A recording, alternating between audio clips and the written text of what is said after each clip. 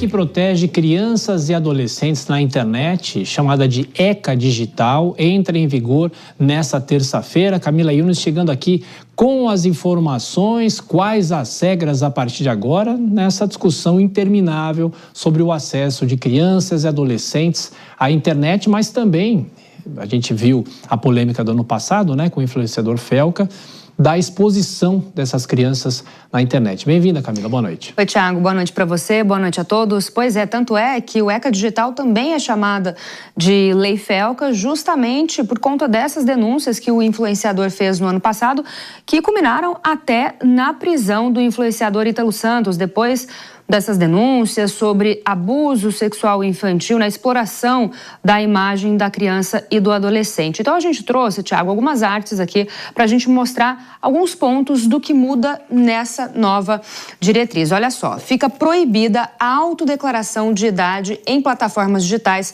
para maiores de 18 anos. Ou seja, se a criança ou adolescente tentar entrar num site que é para maior de 18 anos, não basta ela clicar ali falando que é maior de idade. Vai precisar comprovar essa maioridade.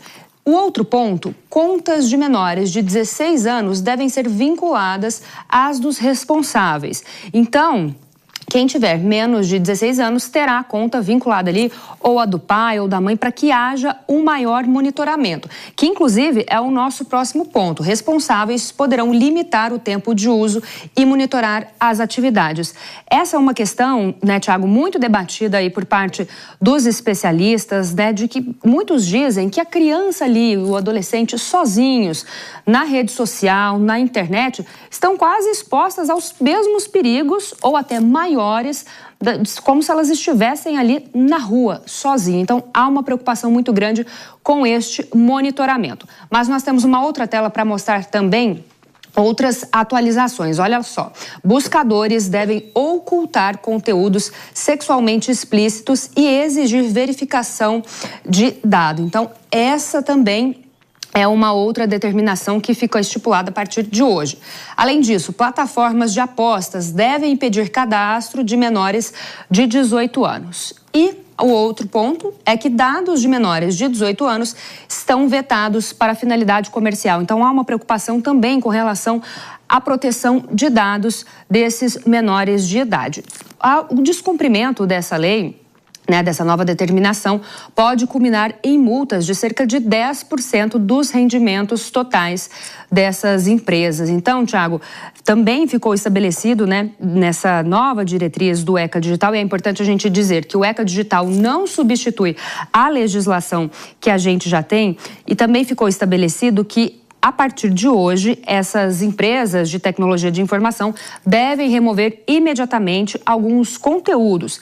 E a gente está falando de conteúdos relacionados a abuso ou exploração infantil, incitação à violência física, conteúdo pornográfico, uso de drogas, automutilação e suicídio. Então, tudo isso também deve ser retirado do ar e deve ser feita uma notificação às autoridades. Então, mais um passo aí muito importante, né, Thiago, a respeito dessa proteção às nossas crianças e os nossos adolescentes. Eu sei que já a gente tem uma entrevista também muito importante sobre esse assunto para o especialista nos detalhar. Claro, até daqui a pouco, Camila. Até. Bom, e é bom lembrar o seguinte, que nessa terça-feira haveria um evento em Brasília com o presidente Lula para que esse ECA Digital entrasse efetivamente em vigor, mas o presidente segurou por um tempo, pelo menos por 24 horas, e é possível que esse evento se dará nos próximos dias, mas de qualquer forma o ECA está entrando em vigor. E sobre esse assunto, a nossa entrevistada é a advogada especialista em direito digital e proteção de dados,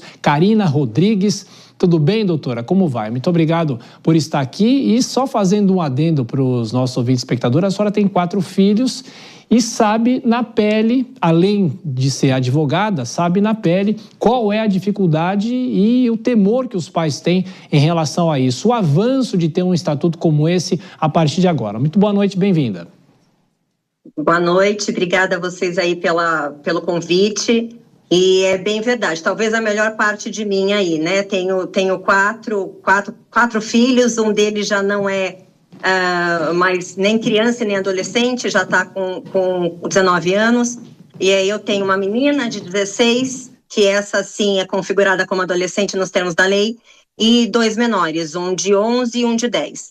Então, eu tenho 2 chapéus aqui para falar um pouquinho com vocês, o chapéu de mãe e o chapéu aí de advogada. Sem dúvida. Denise. Doutora, boa noite. Eu gostaria de saber, além das restrições que estão sendo colocadas em relação à idade, em relação a postagens, quais os outros instrumentos que podem viabilizar de fato esse controle maior sobre o acesso dos menores de idade e a vulnerabilidade deles frente às redes sociais, se apenas essas restrições são suficientes?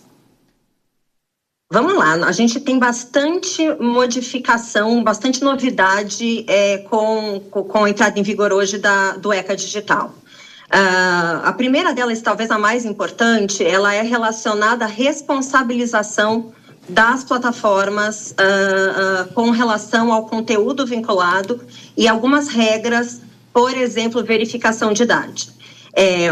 Outra coisa importante que a lei traz é o direito ali dos pais de terem um controle parental sobre o conteúdo disponibilizado para as crianças. A gente tem algumas problemáticas interessantes aí com relação a essa verificação de idade, por exemplo. Antes da lei, havia ali a autodeclaração, né? Então, qualquer um de nós poderia colocar ali a idade que a gente gostaria de ter ou que pudesse nos dar ali acesso a informações que não foram construídas para o nosso público. Hoje, a partir de hoje, esta autodeclaração não é mais suficiente.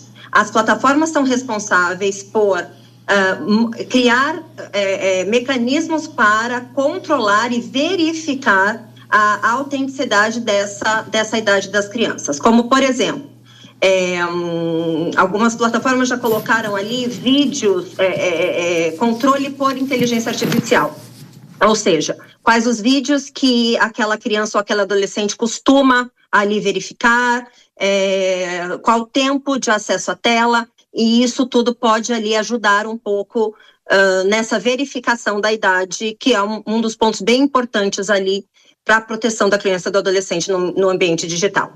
Doutora Karina, vou trazer o Cristiano Vilela, que é advogado e pai de 2 filhos santistas, né, Vilela?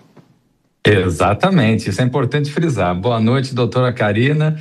Vou também fazer uma pergunta como pai também. Pois olhando um pouco para esse lado da responsabilização dos pais. De que forma o ECA Digital ele acaba dando maior responsabilização aos pais com relação à aprovação de conteúdos, à vinculação das contas ou das atividades dos menores que passam a ter ali algum tipo de referência em relação à aprovação dos pais? É isso mesmo, né? O que ele traz todas as contas de crianças e adolescentes terão que obrigatoriamente estarem vinculadas às contas de um adulto responsável, né? Dos pais ou responsáveis legais. E isso significa que esse controle parental, ele vai ser essencial para delimitar tempo de tela, delimitar conteúdo que aquela criança ou adolescente pode estar ali recebendo, e todos os controles ali que forem necessários para a maior proteção dessas crianças. Doutora, uma dúvida da nossa equipe aqui em relação aos algoritmos. Como que essas grandes empresas vão fazer para atender a tudo isso? A gente vê uma briga muito grande sobre notícias falsas, sobre a responsabilização até o judiciário aqui no Brasil e o Congresso Nacional, que deveria entrar nessa discussão também. Como é que isso vai ser feito? Porque o algoritmo sabe se é uma criança ou se é um adolescente? Imagino que não, né? Temos 2 pontos aqui, né? O primeiro deles elas vão ter que se adequar e encontrar mecanismos eficientes para que este controle de idade seja eficiente, seja eficaz, né?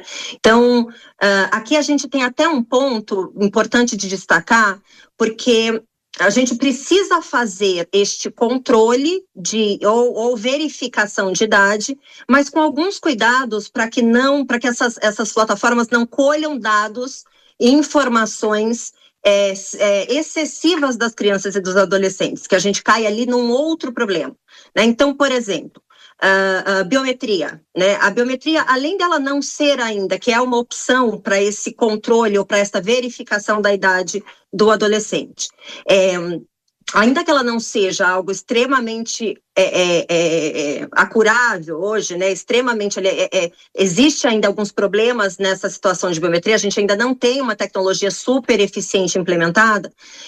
Além disso, você está dizendo de uma criança vai lá e faz uma selfie para poder mostrar, um vídeo de selfie para poder mostrar ali qual que é a sua idade, né, e se é compatível com aquilo que foi declarado.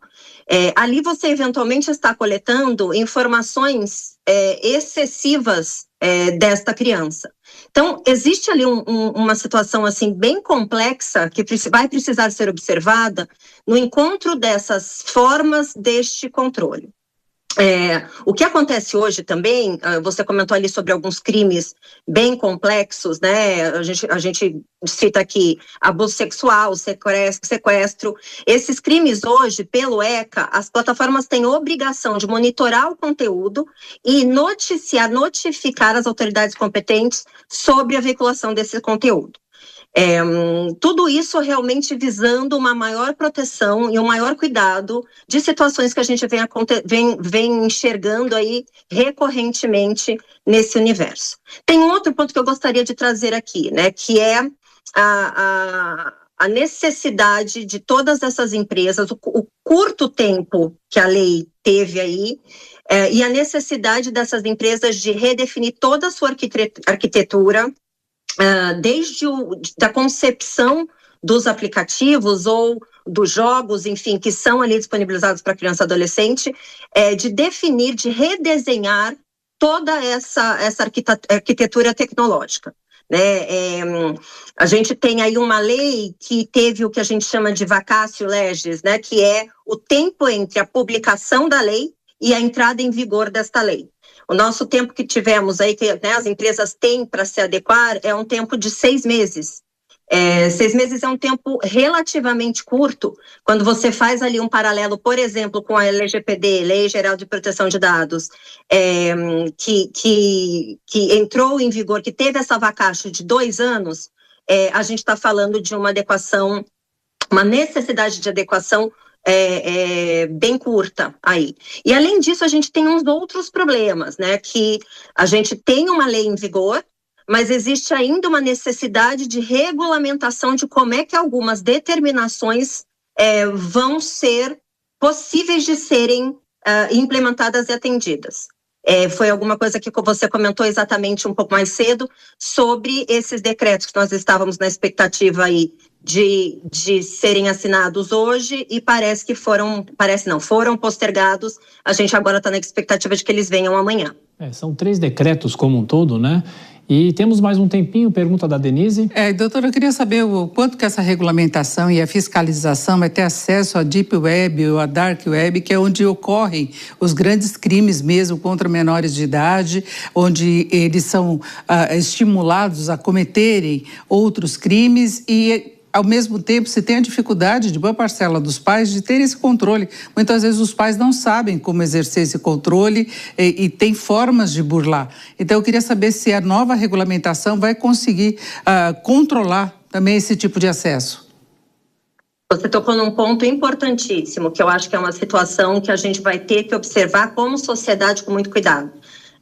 De fato, né, tocando primeiro no primeiro aspecto que você trouxe, é responsabilidade das plataformas de encontrar meios viáveis para o monitoramento em todas as interfaces que elas disponibilizam para a criança e para o adolescente.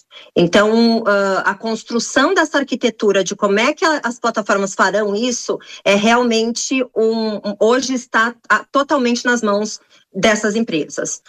O ponto que eu salientei, que você tocou de forma bem importante, eu penso que essa lei ela veio aí usando não só meu papel de advogada, como meu papel de mãe também.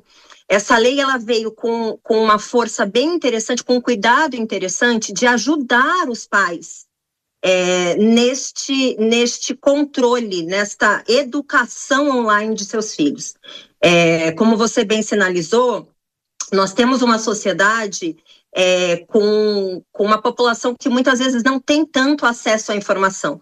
Quando você fala eventualmente de cognição,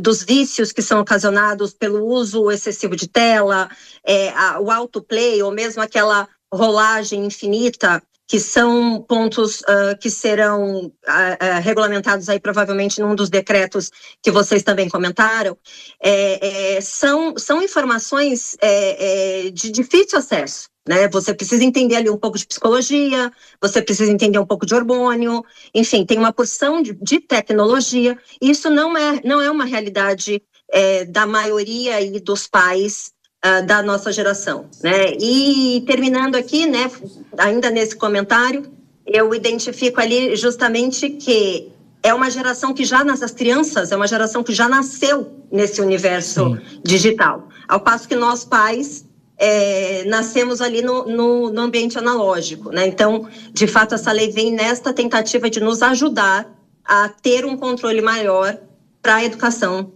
do conteúdo que é disponibilizado para os nossos filhos. Doutora Karina Rodrigues, que é advogada especialista em direito digital, falando sobre o ECA Digital, que vai entrar em vigor, os decretos entram em vigor especificamente amanhã, a expectativa de amanhã ou até o fim da semana. Muito obrigado pelos esclarecimentos, doutora. Volto sempre aqui na Jovem Pan, é um assunto importantíssimo e que interessa a todos. Até a próxima. Eu é que agradeço. Boa noite.